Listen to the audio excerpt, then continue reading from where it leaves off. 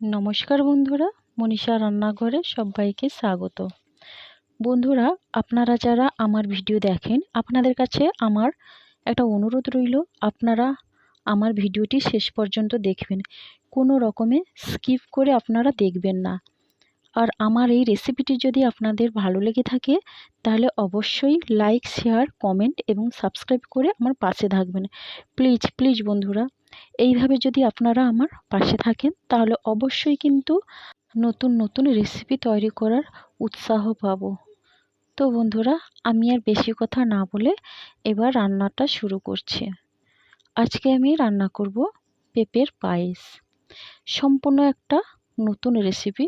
আপনারা যারা পেঁপে খান না, এইভাবে যদি পেঁপে রান্না করেন, পেঁপের পায়েস বানান, অবশ্যই আপনারা চেটেপুটে খাবেন। তো অনেক বাচ্চারা এবং বড়রাও খেতে চায় না। আজকে আমি নতুন স্বাদে পেঁপের পায়েস বানাবো। তার জন্য আমি এখানে কয়েকটা উপকরণ নিয়ে নিয়েছি। কাজু বাদাম, কিশমিশ, ছোটো এলাচ, তেজপাতা, সামান্য ঘিটা আমার মায়ের হাতের তৈরি। এবার নিয়েছি বাতাসা আর চালের গুঁড়ো। এখন আমি গ্যাসে 2 লিটার দুধ বসিয়ে দিয়েছি।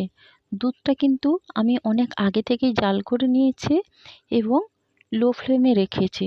দুধটা হালকা হালকা করে ফুটতেই আছে। তো আমি গ্যাসে এরকম দুধটা বসিয়ে রাখবো। তো এ পর্যায়ে আমি পেঁপেটা কেটে নেব। এখানে আমি একটা বড় সাইজের পেঁপে নিয়েছি। পেঁপেটা কিন্তু পুরোটাই দেব না, আমি অর্ধেকটা রেখে দেবো আর অর্ধেকটা আমি পায়েস বানাবো। তো পেঁপেটা হচ্ছে কাঁচা পাকা। তো এখানে পুরোপুরি পেঁপেটা পাকাও নয় আর পুরোপুরি কাঁচাও নয়। এখন আমি পেঁপের এই দানাগুলো বের করে নেব এবং পেঁপে কেটে ভালো করে পরিষ্কার করে নেব। তো বন্ধুরা, এখন আমি পেঁপেটা কেটে ভালো করে ধুয়ে নিয়েছি। এরপরে আমি একটা গ্রেটার নেব। গ্রেটারের সাহায্যে ভালো করে পেঁপে গ্রেট করে নেব। তো আমি এখানে পেঁপে গ্রেট করে পায়েস বানাবো। আপনারা যদি চান, অবশ্যই ছোট করে কেটে আপনারা প্রেসার কুকারেও সেদ্ধ করে পায়েস বানাতে পারেন। তবু আমি বলে দিচ্ছি, আপনারা যদি এইভাবে গ্রেট করে পায়েস বানান, দেখতেও যেমন ভালো লাগবে আর খেতেও খুব ভালো লাগবে। তো বন্ধুরা, আমার পেঁপে গ্রেট করা হয়ে গেছে। দেখুন বন্ধুরা, দেখতে কতটা সুন্দর হয়েছে। এরপরে আমি গ্যাসে একটা কড়াই বসিয়ে দিয়েছি। এবার কড়াই গরম হলে দিয়ে দিচ্ছি অল্প পরিমাণে ঘি এবং ঘিটা একটু গরম হলেই দিয়ে দিচ্ছি কাজু বাদাম আর কিশমিশ। কাজু বাদাম কিশমিশ আপনারা না চাইলে নাও ভাজতে পারেন। তো আমি একটু হালকা ভেজে নেব। এখন আমি কাজু কিশমিশ ভালো করে নেড়ে চেড়ে নিচ্ছি এবং হালকা করে আমার ভাজা হয়ে গেছে। এবার তুলে নিচ্ছি। একই রকমভাবে অবশিষ্ট ঘিটা আমি দিয়ে দিলাম এবং ঘি দিয়ে দিচ্ছি গ্রেট করে রাখা পেঁপে। পেঁপেটাকেও হালকা করে আমি ভেজে নেব, কারণ পেঁপের একটা কাঁচা গন্ধ থাকে। সেই গন্ধটা কিন্তু আমার ছেলেও ভালোবাসে না আর আমার স্বামীও ভালোবাসে না। তার জন্য পেঁপেটা আমি হালকা করে ভেজে নিচ্ছি। তো বন্ধুরা, আপনারা চাইলে ঘির পরিমাণটাও বাড়িয়ে দিতে পারেন। এরপরে আমি পেঁপেটা তুলে নিচ্ছি, হালকা ভাজা হয়ে গেছে। এখন পেঁপেটা তোলার পরে এবার গ্যাসে দুধটা বসানো হচ্ছে। আমি এবার একটু ভালো করে নেড়ে চেড়ে দিচ্ছে। এখন দিয়ে দিব এলাচ দানা। এলাচের মুখগুলো আমি ফাটিয়ে নিয়েছি।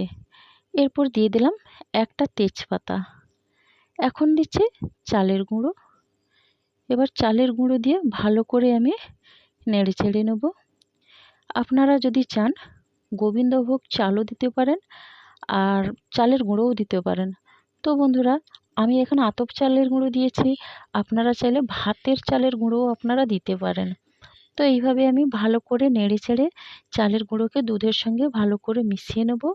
এরপরে একটু দানা দানা যদি থেকে যায়, সেগুলোকে চামচের সাহায্যে ভালো করে নেড়ে চেড়ে আমি দুধের সঙ্গে ভালো করে মিশিয়ে নেব। এখন আমি দিয়ে দিচ্ছি গ্রেট করে রাখা পেঁপে। দারুণ লাগছে পেঁপেটা দেখতে। তো বন্ধুরা, আপনারা কিন্তু এইভাবে গ্রেট করে পেঁপের পায়েস বানান, অবশ্যই কিন্তু খেতে খুব ভালো লাগবে। সুস্বাদু একটা রেসিপি। তো বন্ধুরা, এইভাবে পেঁপেটাকেও নেড়ে চেড়ে আমি ভালো করে মিশিয়ে নিলাম। এখন আমি 10 মিনিটের মতো আমি এইভাবে ভালো করে নেড়ে চেড়ে পেঁপের পায়েসটা বানিয়ে নেব। এখন 10 মিনিটের পরে আমি দিয়ে দিচ্ছি বাতাসা আর দিয়ে দিচ্ছি ভেজে রাখা কাজু আর কিশমিশ, দিয়ে ভালো করে আমি নাড়াতে থাকবো যাতে না বসে যায়। আপনারা চাইলে বাতাসার বদলে মিছরিও দিতে পারেন আর চিনিও দিতে পারেন। আমি চিনি দিলাম না এই কারণে, চিনি দিলে অনেক সময় কী হয়ে যায়, পায়েসের থেকে জল বেরিয়ে আসে, মানে পায়েসটা ফেটে গিয়ে এক সাইড হয়ে জলটা বেরিয়ে আসে, তাহলে চিনি আমি এই জন্য আমি পায়েসে দিই না। এখন আমি ভালো করে নেড়ে চেড়ে নিচ্ছি এবং পায়েসটা হয়ে গেছে। এবার নামিয়ে আমি 15 মিনিট ঠান্ডা করতে রেখে দেবো। তো বন্ধুরা 15 মিনিটের পরে পায়েসের ঘনত্বটা এইভাবে হয়েছে। আপনারা যদি পায়েসটা এতটা ঘনত্ব করতে না চান তাহলে একটু কম সময় ধরে রাখলেও এতটা ঘনত্ব হবে না। তো বন্ধুরা এইভাবেই কিন্তু দেখতেও ভালো লাগছে আর খেতেও খুব ভালো লাগবে। আপনারা যদি চান আমার মতো করে অবশ্যই বানাবেন।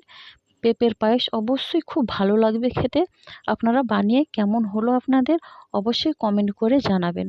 তো বন্ধুরা আমার এই ভিডিওটি সম্পূর্ণ দেখার জন্য আপনাদের ধন্যবাদ রইল। সবাই সুস্থ